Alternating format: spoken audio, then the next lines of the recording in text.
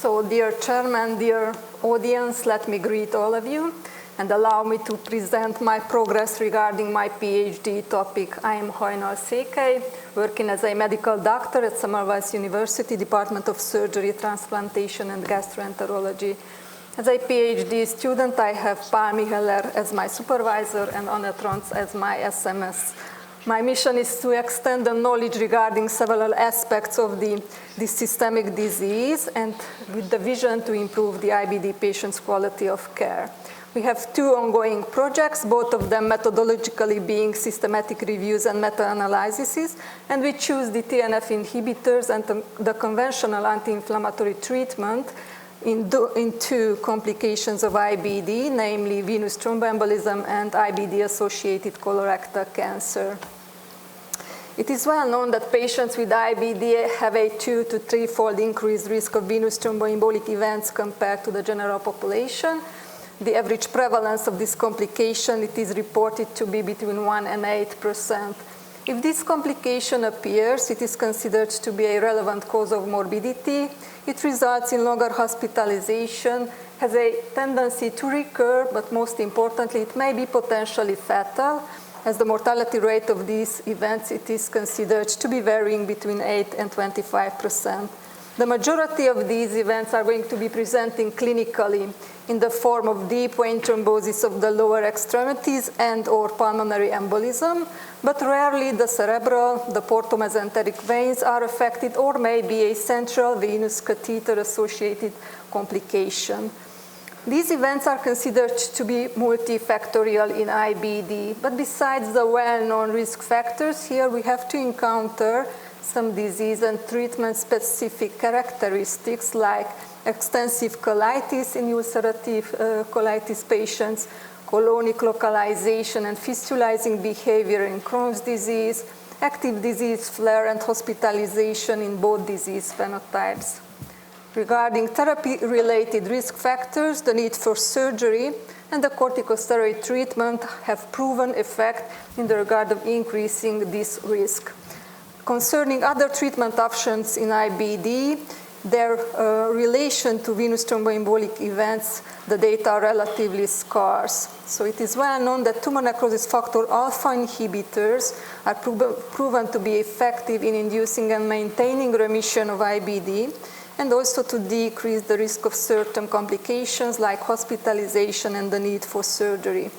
If we take into account the fact that tumor necrosis factor alpha is not just the pivotal molecule and driver of the inflammation in IBD, but it also may activate the coagulation cascade, we may presume that inhibiting this molecule, we may somehow interfere with the coagulation.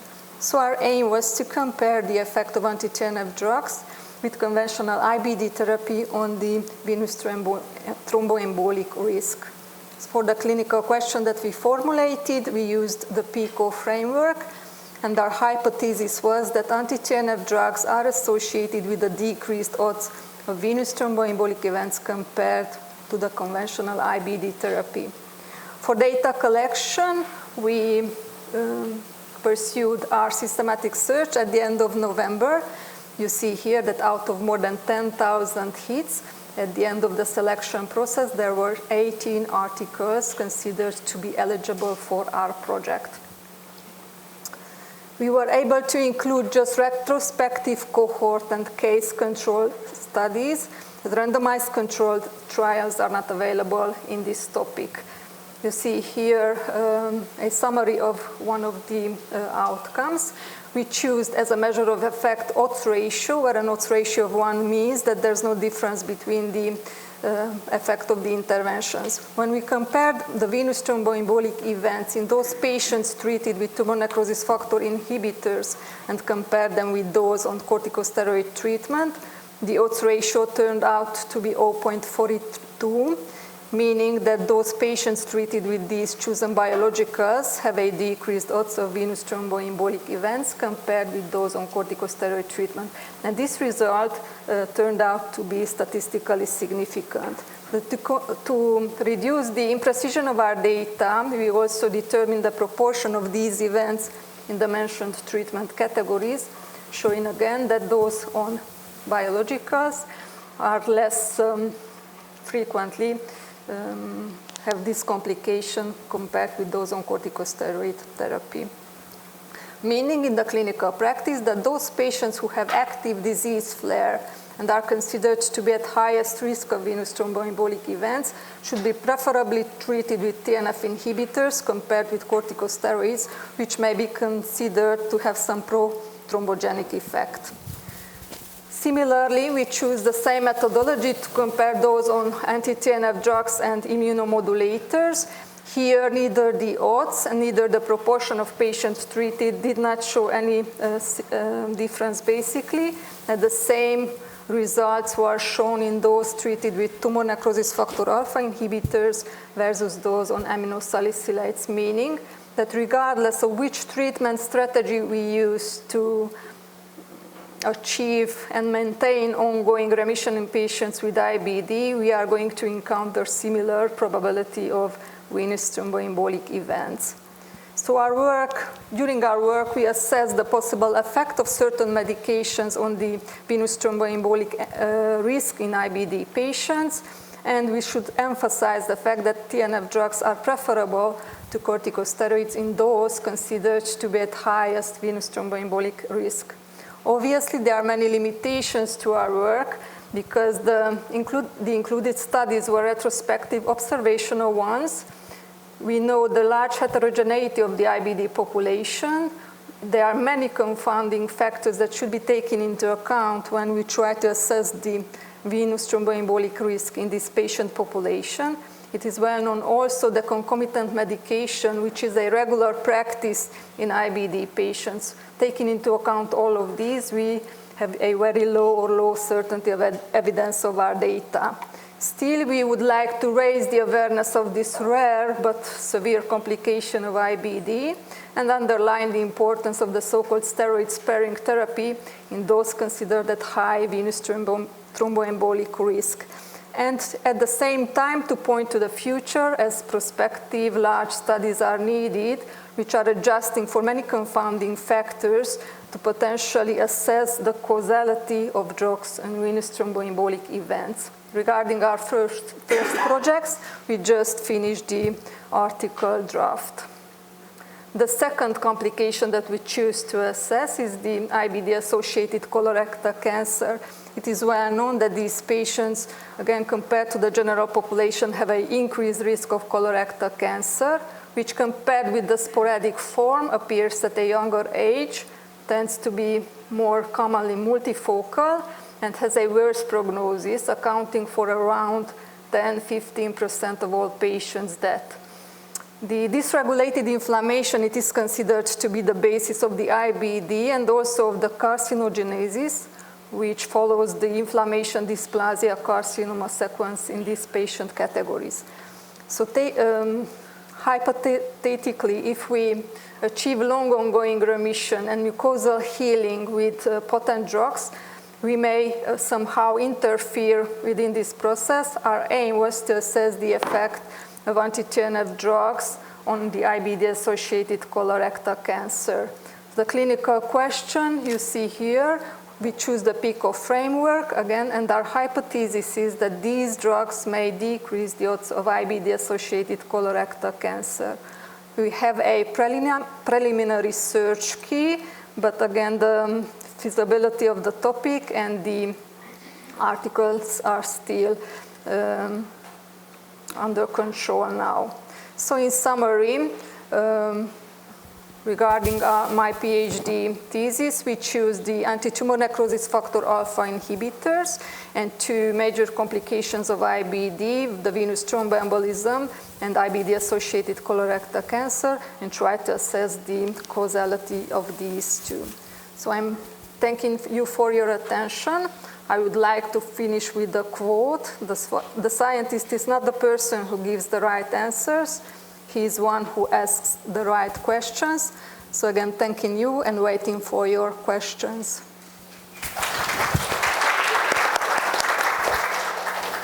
So I've got a question. So inflammation in the body increases the risk of thromboembolism. Have you looked at your data And have you looked into the potential direct association of flares, risk of flares of the underlying disease and the risk of thromboembolism? By that I mean, is the risk of thromboembolism the lowest in the most potent drug group because they are the most potent to prevent flares of the IBD? Thank you for your question. It's a very logical one. Obviously, it is known that the active disease flare is when, and the consequent hospitalization are those known to increase really the risk of venous thromboembolic events.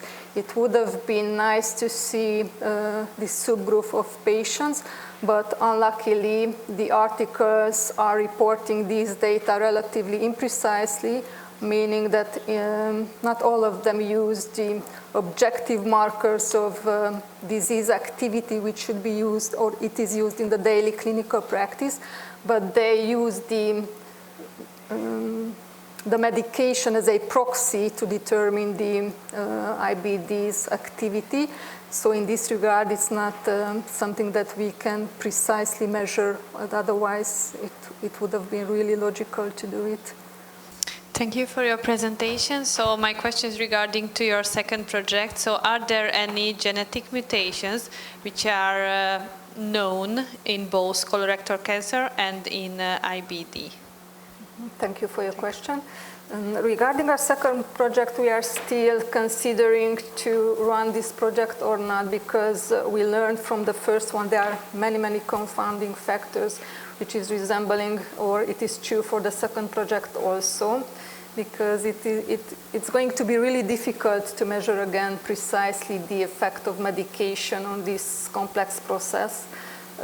And the data here are still relatively imprecisely published. So that's the reason why we are at the stage of controlling the feasibility of this topic, so I cannot answer more precisely to your question. Thanks.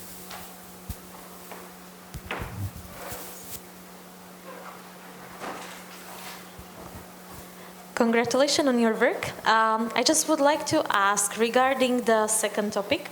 You mentioned that the cancer, colorectal cancer, is diagnosed in younger population.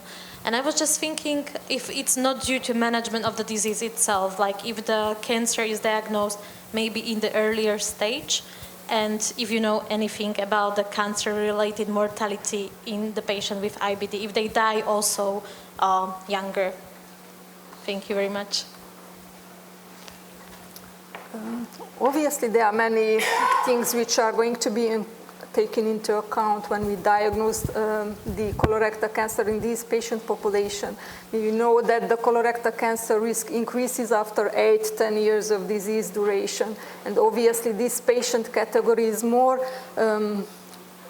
survived in this regard, regarding they have regular colonoscopies due to their basic disease. So that may be a option why they are diagnosed earlier, because we know that after a disease period they are prone towards the disease and they do have more colonoscopies than, let's say, regular people. So that may be a reason. And regarding the prognosis, I just can quote this data, which is known from the literature.